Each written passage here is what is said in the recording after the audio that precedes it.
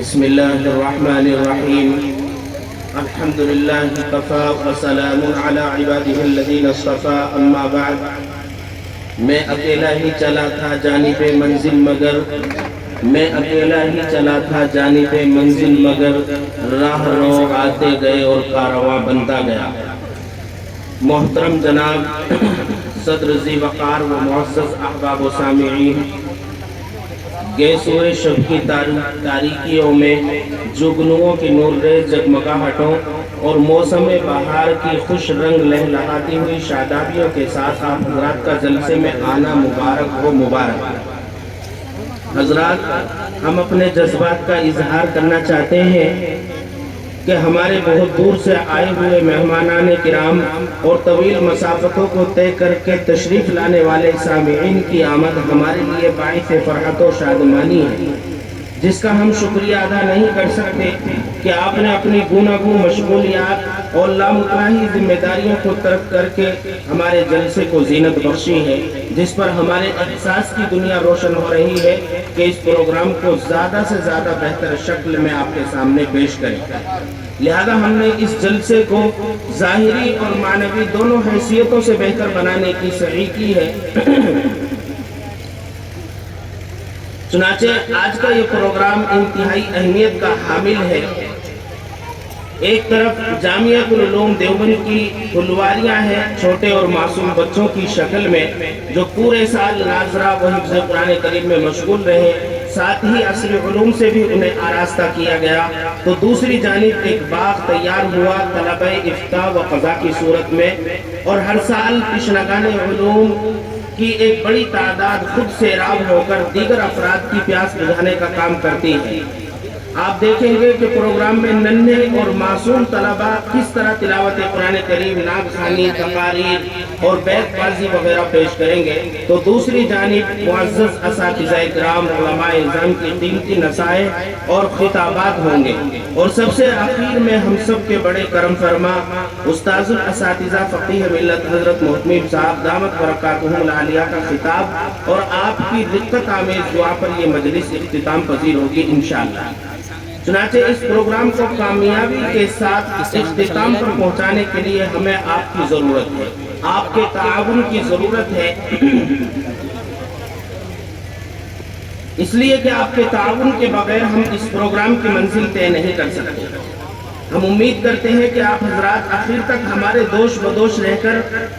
جلسے کو کامیاب کرنے کی کوشش کریں گے، کیونکہ جلسے کی کامیابی آپ کے ہاتھوں ہے۔ اگر اجلاس خدا نخواستہ ناکام ہوتا ہے تو ہم اپنی کمی و کوتاہی سمجھیں گے، اور اگر کامیاب ہوتا ہے تو اس کا سہرا آپ کے سر ہوگا۔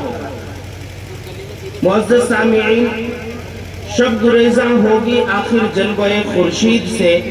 شب گریزاں ہوگی آخر جلوہ خورشید سے، یہ چمن معمور ہوگا نغمہ توحید سے۔ محترم بزرگوں اور پرجوش نوجوانوں، دیگر سیرت کے جلسوں اور دینی اجتماعوں کی طرح آج کا یہ جلسہ بھی اپنا ایک خاص مقام اور وقار رکھتا ہے، اور یہ اصول مسلم ہے کہ ہر باوقار شے کے لیے باکمال شخصیت، عظیم المرتبت انسان اور قائد ہونا چاہیے،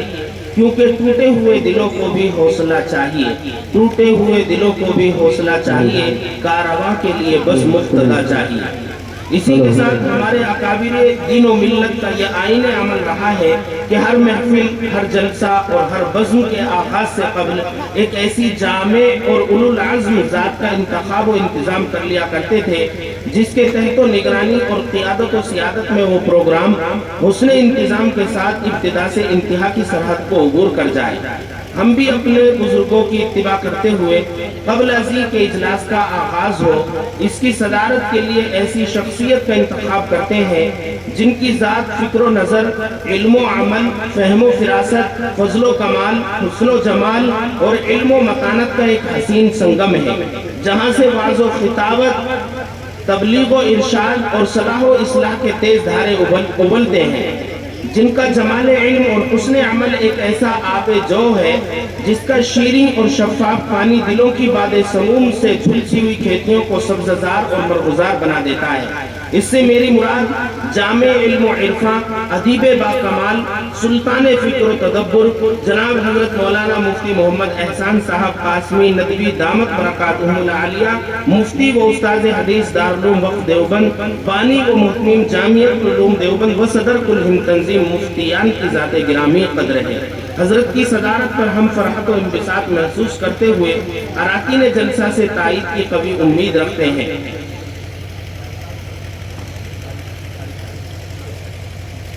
تمہیں کو ہے زیبا صدارت نشینی، تمہیں سے ہے چمن میں بو آفرینی، ہو سرخیل تم بزم دانشورہ میں، مناسب تمہیں کو ہے جاگزینی۔ ہم میں ایک ذی رائے شخصیت شناس محترم جناب قاری محمد ساحل صاحب قاسمی کو اس تجویز کی تائید کے لیے دعوت دے رہا ہوں کہ موصوف تشریف لائے اور اس تجویز کے بارے میں اظہار خیال فرمائیں۔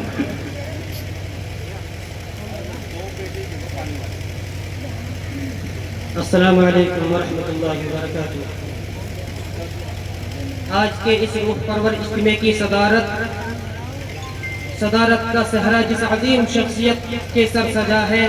میں اپنی اور تمام اراکین جلسہ کی جانب سے اس کی بھرپور تائید کرتا ہوں۔ تمہیں سے ملت و اقوام کی خوشحالی ہے، تمہیں سے ملت و اقوام کی خوشحالی ہے، تم نے کشتی میری طوفان سے نکالی ہے، فرش کی خاک کو پرواز سکھائی تم نے،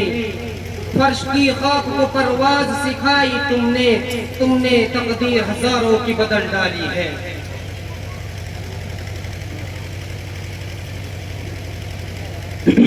ماشاءاللہ، تائید انتخاب کے بعد باضابطہ پروگرام کو شروع کیا جا رہا ہے۔ میں اپنے معزز مہمانان کرام سے اور خاص کر طلبہ افتاء و قضاء سے خصوصی درخواست کرتا ہوں کہ جو ادھر ادھر تشریف فرمائے ہیں وہ جلسہ گاہ میں تشریف لیں۔ اگر ہوٹلوں میں ہے یا اپنے کمروں میں ہے، براہ کرم وہ جلسہ گاہ میں تشریف لے آئیں، اس لیے کہ پروگرام باضابطہ شروع ہو رہا ہے۔ بادائے توحید کے متوالوں، شمع رسالت کے پروانوں، یہ بات روز روشن کی طرح آیا ہے کہ آسمان کی رفعت و بلندی، زمین کے پروانوں پستیوں پر، دن کی روشنی رات کی تاریکیوں پر، آفتاب کی عالم تابی ماہ شب کی چاندنی پر، چاند کی ضیاء پاشی ستاروں کی درخشانی پر، گلاب کا حسن چمپا پر اور رات کی رانی کی خوشبو چنبیلی پر بدر جہاں غالب ہے۔ عین اسی طرح مخلوقات میں سب سے اشرف، عرب و عجم پر فائق، خلاصہ کائنات، تاجدار مدینہ، سرکار دو جہاں کی فضیلت تمام نبیوں پر اور آپ کو عطا کیے گئے لازوال معجزہ قرآن مجید کی فضیلت تمام کلاموں پر غالب ہے۔ جیسا کہ حدیث قدسی ہے، فضل کلام اللہ علی سائر الکلام کفضل اللہ علی خلقی، اور افضل کیوں نہ ہو جبکہ اس کا نازل کنندہ واجب الوجود ہے جو تمام صفات کمالیہ کا مستجمع ہے، جس کا قاصد سید الملائکہ جبرائیل ہے، اور وہ کلام اس ذات گرامی پر نازل ہوا ہے جو باعث کن فقا ہے۔ زمین و آسمان کی تخلیق جن کے لیے ہوئی ہے، پھر وہ کلام عظیم کیسے نہ ہوگا جس کا اتارنے والا امین، جس کے ذریعے اتارا گیا وہ امین، جس ذات پر نازل ہوا وہ امین، جس مقام پر نازل ہوا وہ بلد امین، جس ماہ میں اس کی تنزیل ہوئی وہ تمام مہینوں سے افضل، جس رات میں اتارا گیا وہ 1000 مہینوں سے افضل۔ جب ان تمام خصوصیات کا حامل قرآن مجید ہی ہے،